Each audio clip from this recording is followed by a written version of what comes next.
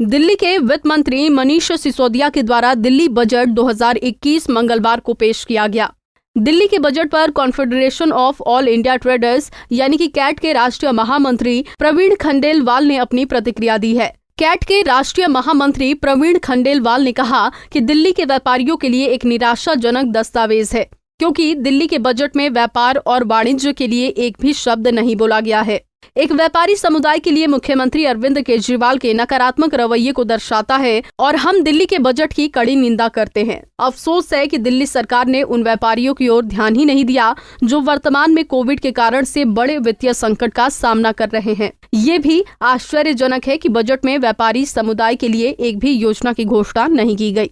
दिल्ली का बजट वित्त मंत्री ने जारी किया, लेकिन अफसोस की बात है कि दिल्ली के वित्त मंत्री बजट बनाते समय दिल्ली के व्यापारियों को भूल गए, जबकि दिल्ली का पूरा राजस्व व्यापारियों से आता है। बहुत दुख की बात है कि पूरे बजट में एक शब्द भी व्यापारियों के लिए इस्तेमाल नहीं किया गया। वर्तमान में दिल्ली का व्यापारी जीएसटी से त्रस्त है, अनेक कानूनों से त्रस्त है। कोविड के बाद दिल्ली में व्यापार की स्थिति गंभीर है।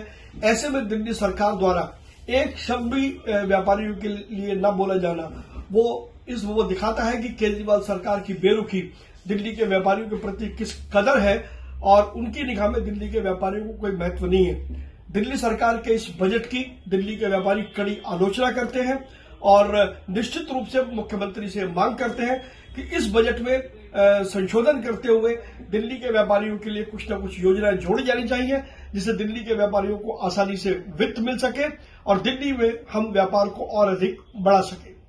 दिल्ली का बजट वित्त मंत्री ने जारी किया, लेकिन अफसोस की बात है कि दिल्ली के वित्त मंत्री बजट बनाते समय दिल्ली के व्यापारियों को भूल गए, जबकि दिल्ली का पूरा राजस्व व्यापारियों से आता है।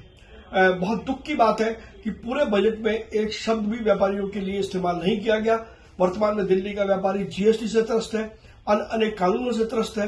कोविड के बाद दिल्ली में व्यापार की स्थिति गंभीर है।